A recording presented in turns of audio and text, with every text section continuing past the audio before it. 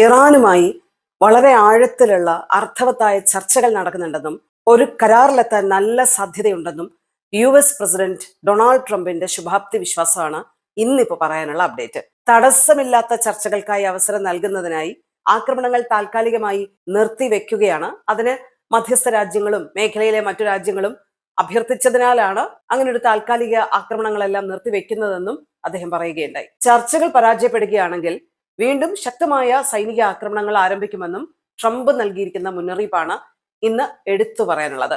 കൂടുതൽ സമയം അവർക്ക് നൽകില്ല, പെട്ടെന്ന് തന്നെ കാര്യങ്ങൾ നടത്തണമെന്നും ട്രംപ് പറഞ്ഞിട്ടുണ്ട്. ഹോർമൂസ് കടലിടുക്കിലൂടെ സഞ്ചരിച്ച കപ്പലുകൾക്ക് ഇറാൻ വരുത്തിവെച്ച നാശനഷ്ടങ്ങൾക്ക് നഷ്ടപരിഹാരമായി നിയന്ത്രണത്തിലുള്ള ഇറാന്റെ അസറ്റ്സ് ഉപയോഗിക്കുമെന്നും അമേരിക്ക വ്യക്തമാക്കിയിരിക്കുകയാണ്.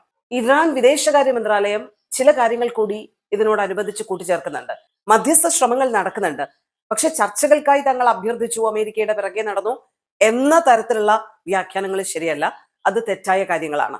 ഇറാൻ യുദ്ധം ആരംഭിച്ചതിന് ശേഷം ഇതാദ്യമായി അമേരിക്കയിൽ ഇന്ന് വളരെ പ്രധാനപ്പെട്ട ഒരു കൂടിക്കാഴ്ച നടക്കുന്നുണ്ട്. ഇസ്രായേൽ പ്രധാനമന്ത്രി ബെഞ്ചമിൻ നെതന്യാഹു അമേരിക്കയിൽ എത്തിയിട്ടുണ്ട്. അദ്ദേഹം പ്രസിഡന്റ് ഡൊണാൾഡ് ട്രംപുമായി ഇന്ന് കൂടിക്കാഴ്ച നടത്തും എന്നുള്ള പ്രധാനപ്പെട്ട വാർത്തയാണ് വരുന്നത്. അമേരിക്കയിൽ എത്തിയ ബെഞ്ചമിൻ നെതന്യാഹു ഇറാൻ ഭീഷണിയെ പ്രതിരോധിക്കുന്നതിനും ഇസ്രായേലിന്റെ സുരക്ഷ ഉറപ്പാക്കുന്നതിനുമാകും ചർച്ചയിൽ മുൻഗണന നൽകുക എന്നാണ് മനസ്സിലാക്കാൻ പറ്റുന്നത്. ഇതിനിടെ സൗദി അറേബ്യയിൽ ഇറാഖിലെ ഇറാൻ പിന്തുണയുള്ള ചില ഗ്രൂപ്പുകൾ റിയാദിലെ തന്ത്രപ്രധാന പെട്രോളിയം കേന്ദ്രങ്ങൾക്ക് നേരെ അയച്ച ഡ്രോണുകൾ തകർത്തതായി സൗദി അറേബ്യ പറഞ്ഞിട്ടുണ്ട്. ഈ ആക്രമണത്തെ UAE ശക്തമായി അപലപിച്ചിട്ടുണ്ട്. യമനിലെ ഹൂത്തികൾ സൗദിയിലെ ഈസ്റ്റ് വെസ്റ്റ് എണ്ണ പൈപ്പ് ലൈൻ ലക്ഷ്യമിട്ട് ആക്രമണം നടത്തിയതായും അവകാശപ്പെട്ടിട്ടുണ്ട്.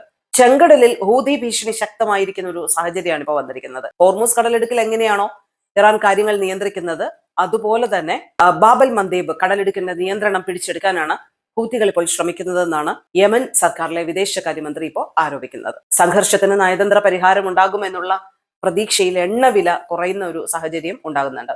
വീണ്ടും 1% ഇടിവാണ് വന്നിരിക്കുന്നത്. ചുരുക്കത്തിൽ ഈ പശ്ചിമേഷ്യയിലെ സാഹചര്യങ്ങളുമായി ബന്ധപ്പെട്ട് ഇന്ന് വളരെ പ്രധാനപ്പെട്ട ദിവസമാണ്.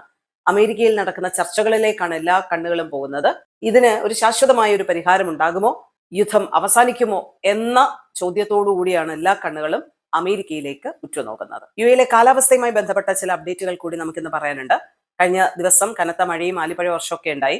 ഫുജൈറ, കോർഫക്കാൻ, റാസൽ ഖൈമ തുടങ്ങിയ മേഖലകളിലാണ് കഴിഞ്ഞ ദിവസം ശക്തമായ മഴയും ആലിപ്പഴ വർഷമൊക്കെ ഉണ്ടായത്. പ്രത്യേകിച്ച് മസാഫി പ്രദേശത്ത് വലിയ രീതിയിൽ ആലിപ്പഴ വർഷം ഉണ്ടാവുകയും അതിന്റെ ദൃശ്യങ്ങളൊക്കെ സാമൂഹിക മാധ്യമങ്ങളിലൊക്കെ വ്യാപകമായി പങ്കുവയ്ക്കപ്പെടുകയൊക്കെ ചെയ്യുന്നുണ്ട്. മഴ കനത്തതോടെ NCM ഈ മേഖലകളിൽ യെല്ലോ, ഓറഞ്ച് മുന്നറിയിപ്പുകളും നൽകിയിട്ടുണ്ട്. മഴയുള്ളപ്പോൾ വാഹനം ഓടിക്കുന്നവർ പ്രത്യേക ശ്രദ്ധ പുലർത്തണമെന്നും വെള്ളക്കെട്ടുകളുള്ള സ്ഥലങ്ങളിൽ നിന്നും മിന്നലുള്ളപ്പോൾ തുറസായ പ്രദേശങ്ങളിൽ നിന്നും മാറി നിൽക്കണമെന്നതടക്കമുള്ള ജാഗ്രതാ മുന്നറിയിപ്പുകൾ നൽകിയിട്ടുണ്ട്. വരുന്ന ഒക്ടോബർ, നവംബർ മാസങ്ങളിൽ എൽ നിനോ പ്രതിഭാസം കാരണം UAE ഈ വേനൽക്കാലത്ത് കൂടുതൽ മഴ ലഭിക്കാൻ സാധ്യതയുണ്ടെന്നാണ് കാലാവസ്ഥാ വിദഗ്ധർ അറിയിക്കുന്നത്. കാലാവസ്ഥയുമായി ബന്ധപ്പെട്ട ഈ മുന്നറിയിപ്പുകളും ശ്രദ്ധിക്കുക.